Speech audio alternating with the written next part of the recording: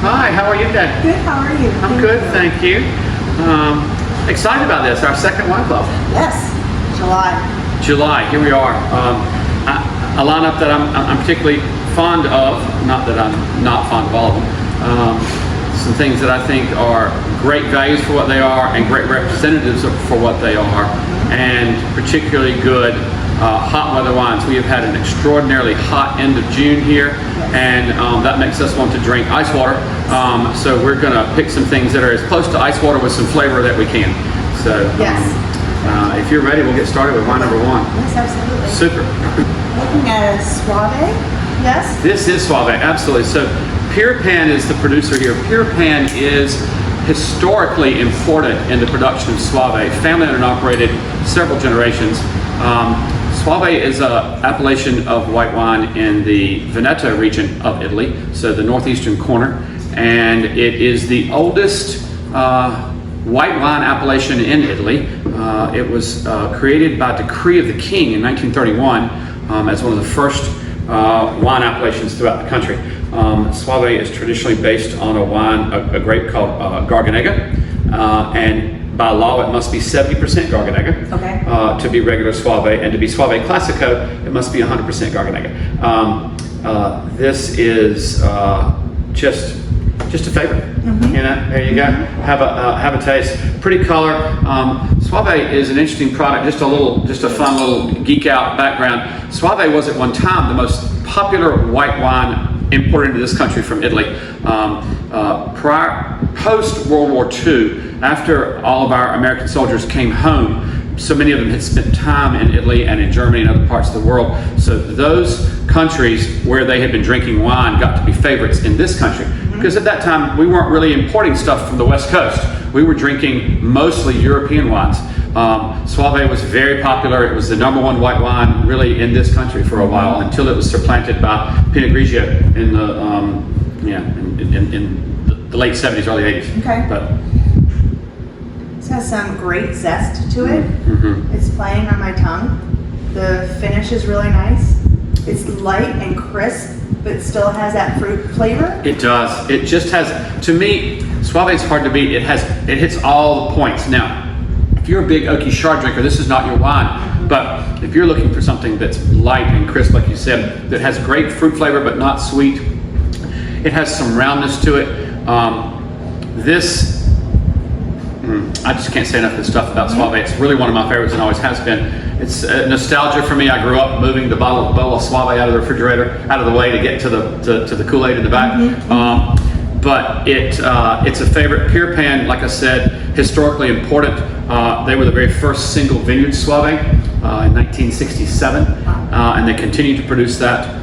They are a major player and have been, and have really been important in keeping Suave alive and in bringing it back to the forefront of people. Because after Pinot Grigio came along, people sort of forgot about it, particularly in this country, but it's really having a resurgence, and I'm happy to see that. Can I ask a question about the designation? You said Classico.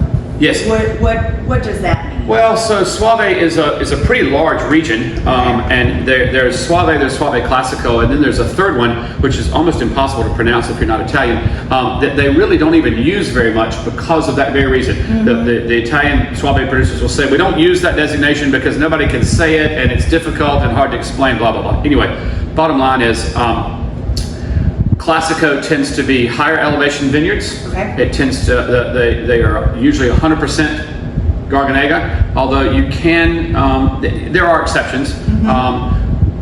The other allowable grape is called Trebbiano di Suave, which is sort of a trick name because it's not Trebbiano at all that we think of. It's actually Verdicchio. Oh, and I love Verdicchio. And we love Verdicchio, right? So it's actually Verdicchio that is the other approved grape. A little bit of Chardonnay in some spots, but we don't see it very often. Usually, if there's a blending grape in there, it's Garganega and Verdicchio, for lack of a better word. But Classico is fewer areas, older vineyards, and is the area where you get single vineyard Suaves versus multiple vineyard Suaves. Would you say that this is, I mean, it doesn't Did you say it's stainless steel, or do we know if It it's is. concrete? It is all stainless. It is all stainless steel. It does see time on the lees. It's interesting. All of our wines, you're going to hear that word repeated today. All of our wines spend time on the lees, and very few of them none of them see much oak at all. This is all stainless steel. It does spend 4 to 6 months on the lees, which sort of knocks those rough edges off. We've talked about that in the past, right? It's bright and crisp, but it's not. It's not sharp. It's not sharp. Right, and that's the lees, right? That's leaving it on there, so like the rock tumbler effect to knock those rough edges off. That's very elegant. It's very elegant. It is very elegant. They are, for lack of a better word, elegant wines in general, as far as I'm concerned. They're often sort of dismissed as just everyday quaffable wines. There's nothing wrong with that. That's not to be dismissed. That's to be enjoyed. Yes. And so here, a cheer to Suave and bringing it back and enjoying Suave this summer and going forward, because it's a great option to add in your portfolio. I'll have this on my porch. I'll have this with appetizers. I'll have this with fish, chicken. All day. What have we got in the bodega that you think would be a good option for that? Cheese straws. Cheese straws. Oh, I love that. Right? Just right on the porch of the cheese straw. I think that's salt. But we have great cheeses and a good charcuterie board though. A little bit of speck, a little bit. I agree. Yeah. A very multi-purpose wine, and that shows. Oh, so wine number 2. So let me caveat this. There's probably an argument to be made for switching these. Okay. Okay. Because this is Chardonnay, and by nature has a little more weight, so it could be here. But it's also Spanish Chardonnay, and so is lighter and leaner. And this is rosé and made with red grapes. So, but I do believe that the rosé next is the way to go. Okay. We'll find out. We may change our minds. Okay. This is a producer that we have had in the past.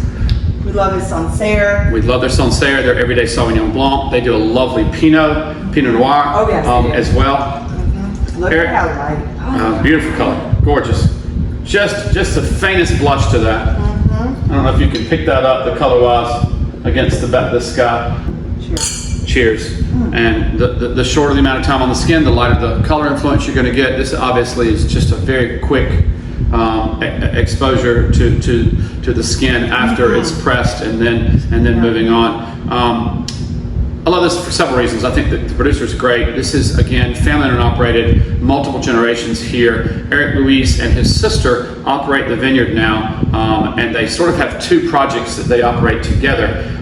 Their great-grandmother started the company, and her name was Pauline. And so overall, it's all named for Pauline, the estate or the whole project. But he started producing a number of wines on his own, and his sister continued with the family project, and then they've come back together, and his name is on most of the Eric Luis name is on most of their stuff now. This is an interesting blend of 2 red grapes. So Pinot Noir, and then the other grape on the label, it's called Cot, C-O-T, so 20% COT. But that is a more familiar grape to us, known as Malbec. So this is Pinot Noir and Malbec blend of rosé, and I'm excited about it for that reason, and also because the quality of what they produce generally is just excellent for the price point, right? Yeah, and our French Malbec is going to drink completely different than anything out of Argentina. And this, again, you've got the elegance, you've got the edges rounded off, you've had a little bit of time on the leaves, but not much because it's just so light. And this is fun. This is, I'd have this on the porch, but this would be my porch pounder. For sure. I'm with you. Lineup so far. So this is beautiful. It has great depth of flavor, even though it's so light. The characteristics of these grapes allow this to linger on the palate. That's a great characteristic of Pinot Noir. Even though it's considered to be a lighter grape, it has length almost in any of its expressions. You find length on Pinot Noir. Beautiful fruit here. It has almost that classic candy cigarette nose. Candy cigarette, yes. It does. So if any of you are old enough to remember candy cigarettes, and you open that package of candy cigarettes and it has that little white powder on the outside, it has a distinctive aroma. And that is not an uncommon characteristic of certain rosés. Chalky, almost sweet on the nose, fruity. Right. Yeah. But on the palate, you're getting gorgeous notes for me, raspberries and Oh, yeah. strawberries, so really fresh fruit. Just that hint, but beautiful. It is. Beautiful. It does have beautiful fruit. It's known for freshness, great length, a little bit of earth, you know, so, and it should have a little bit of earthiness to it. On the back end, finishes up nice and clean, minerally, almost slaty on the back end. Beautiful, easy to enjoy by itself. Another great food wine though as well. This, for me, would pair with almost everything that we paired with the Soave with it, okay? This also might tend to go with maybe some meatier things or some fuller bodied dishes. I would like this with sausages, I think I would like this with our sausage and pepper pizza. So I was thinking speck and wolf, but yeah. And the speck and wolf would work as well. Okay. So shrimp pizza. shrimp pizza for sure. Yeah. A lunch salad with some fresh berries, nothing too sweet. Maybe some cold sliced chicken or blackened chicken. Pull out our burratas. Right. Maybe something with a little bit of spice to it from this. I think just a great option for those of you who are rosé. Spice. A little bit of spice, I think, will work with this because it will. Chicken salad. Curry chicken salad. I love the idea of curry with this. Okay. For those of you who are rosé fans, this is a winner. This is a new option for you in your book. You should give it a shot. The Pinot Noir, Malbec, or Cot blend really hits the mark for us here. So thrilled with this as always.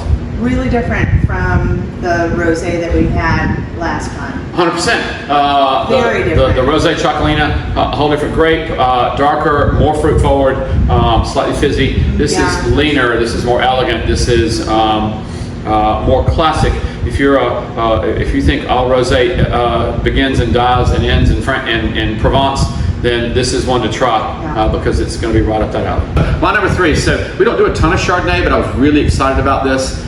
This is Domino Vega Linde Chardonnay from the Milagro Navarra region in Spain. So that region is just on the northern border of Spain at the base of the Pyrenees, and this producer, this winery, the vineyard's been there for years and the winery's been there for eons. The current owners are relatively new, but the region specializes in Grenache, Tempranillo, and then this little Chardonnay. And they also have some pet projects where they try and they do a little grape rescue where they're looking to save indigenous varietals. But we don't see any of those yet. They're still working on that. These folks and David Page. These folks and David Page. There you go. Nice. So,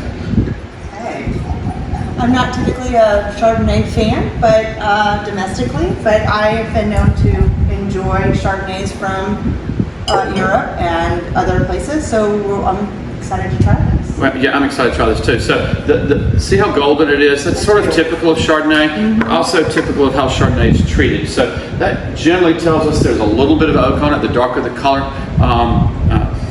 Is it, am I looking at it through is it almost a hint of green? Almost a hint of green. Straw. That helps tell us that it's not a lot of oak, and that it's a relatively young wine. Okay. You know, white wines gain color as they age, and red wines lose color as they age. So if you find an old white wine, you'll see it's much golder and darker in color, and an old red wine will tend to be thinner and lighter and more brick and orangey red than it will be dark and purpley.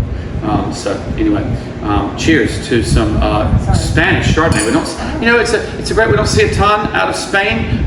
They've been growing it there for a while. It was introduced into Spain and generally, predominantly. I mean, I'm sure there were some cuttings taken earlier than this, but in the mid to late 1800s, when so many of the French winemakers fled to Spain because of the phylloxera epidemic, they took with them, particularly from these regions, grapes that they knew, right? So that's when you started seeing more European grapes. So Chardonnay and Cab and Merlot were brought into Spain at the time, which at that time was growing mostly indigenous varietals. So you were thinking of Grenache and Tempranillo, Viura, and some of the other Spanish whites. So Chardonnay has been there now for, going on 200 years, but hasn't been a major player in their world.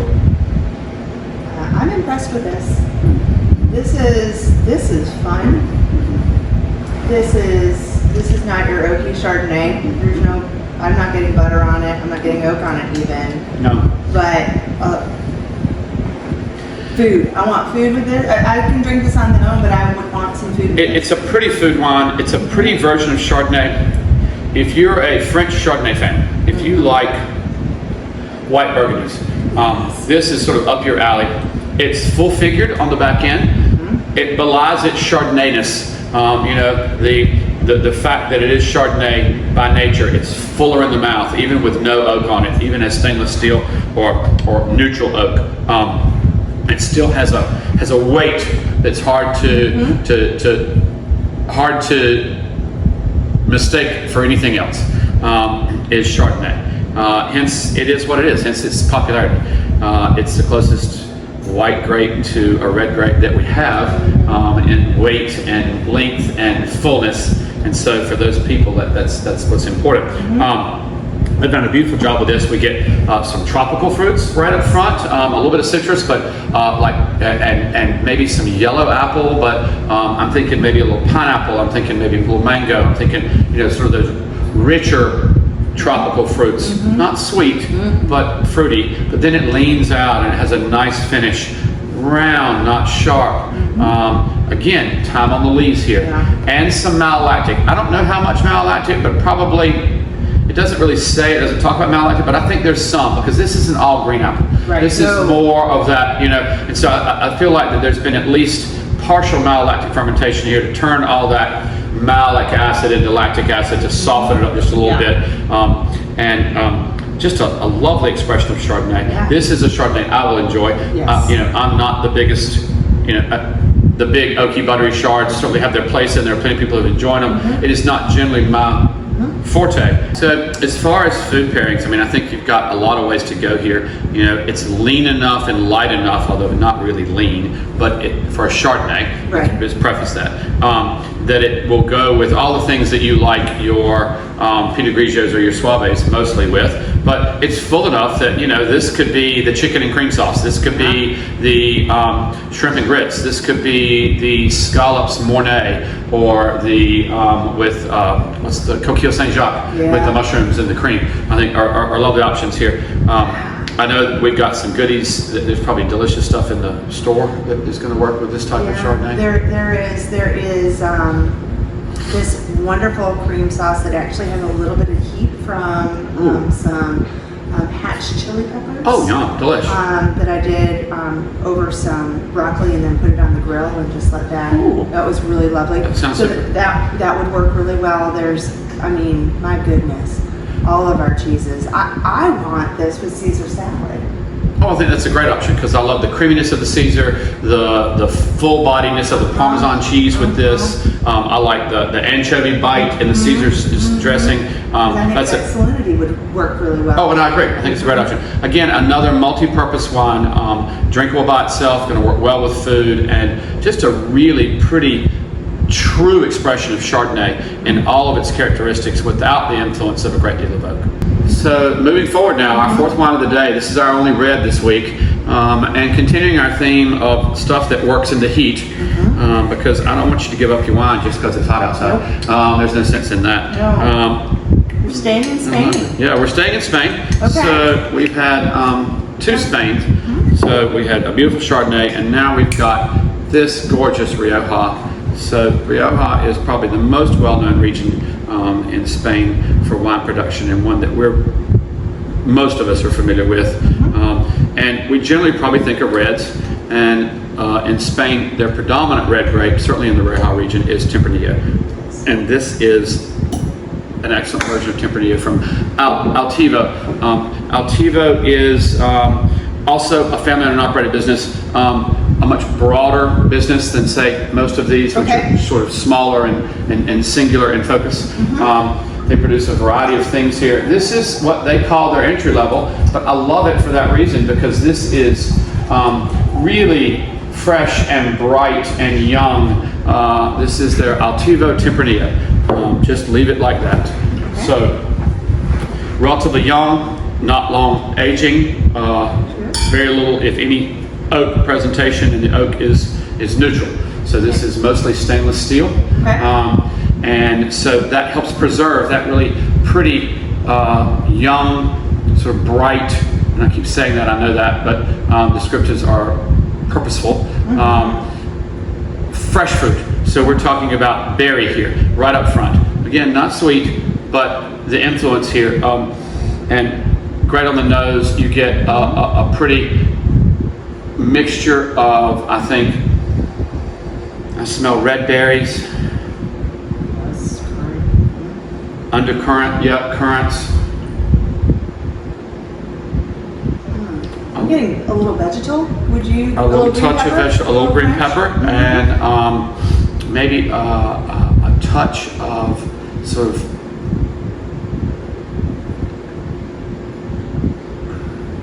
I don't know the word I want to use here. I don't want to say asphalt because it's not. I don't want to say tar, but it's sort of there. It's almost barnyardy, just a touch underneath. Oh yeah, I would go with barnyardy. I would. Sort of barnyardy underneath. Not as much as like a bird and Pinot, but right. Think of walking into forest floor. There you go. I was going to say, think of walking into the barn, and it doesn't smell like horses. It doesn't smell like hay. It smells just like the barn. It's just fresh. Okay. It's just that. It's not quite tack room. It's not quite leather. But you got the Oh, that is nice. Yeah. Opens up on the palate. This is full flavored, juicy, grapefruit, nice length, not super long, not super heavy. Again, we're looking for reds we can enjoy when it is 100 degrees outside, literally. And this is a favorite because I think it takes a chill nicely. I think it's an excellent, and when I say chill, I don't mean put some ice cubes in it. I mean, pop it in the refrigerator for 10 minutes before you're going to enjoy it. I don't need to be cold, but 65 to 68 degrees would be perfect for this, right? One of the things that does when you chill red wines, particularly if you're a red wine fan, but it's so hot for you to drink them outside, part of the reason red wines get difficult when it's hot is because they themselves are warm. And what happens when you warm up any wine is the alcohol tends to show more, and so the balance tends to disappear. And so by taking this down a touch when it's so cold, when it's so hot outside, you sort of dull the alcohol even a little more, and you allow the freshness to show through, and it's just a more refreshing flavor profile for you. It also, it just is easier, right? So put it in the refrigerator for 10 minutes before you are going to enjoy it. I think it's a beautiful option. This is going to be great with any of that summer food. Anything on the grill. Anything on the grill. I want something char grilled. Right. Sure. Maybe it's pork chops. Maybe it's portobello mushrooms. Maybe it's your grilled zucchini and eggplant. Maybe it's a smash burger with caramelized onions and some good manchego. Some Spanish cheese on that. Absolutely. This has such good lingering finish. This has such a good finish.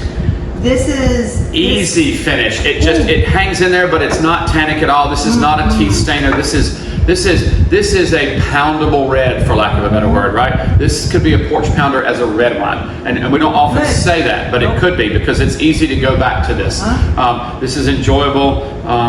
This can make almost anybody happy. As a glass of red. This is a bottle to grab to take to neighbors because they're having a cookout and they're inviting you over because they're putting burgers on the grill. Or the neighbors down the street are having a barbecue. Maybe they've cooked a pig. This is a great opportunity. This is a lovely option with traditional barbecue in the South for sure. If you are a pork barbecue aficionado, Riojas tend to be a good option. I think this is an excellent option as a young, fresh, unoaked version. You know.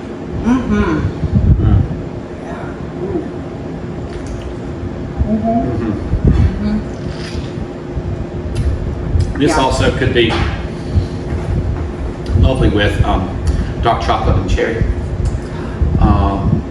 not kidding. I think, I also like the idea of the play of cherry in or red fruit in your savory. So imagine imagine some pork ribs with a cherry or blueberry barbecue sauce. Okay, that's an excellent option with this.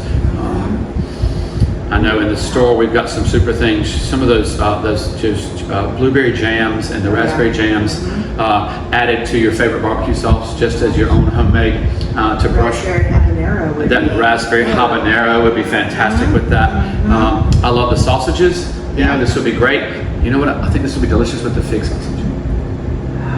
This would be lovely. So if you do a cheese board, say you're going to do some manchego and some fig sausage or quince paste, this red's going to be a great option for that. Our lineup for the month of July, we have, I think, some excellent options, some delicious choices, excellent examples of what they are, and very quaffable, elegant wines to enjoy in the heat that is yet to come. So, thank you so much.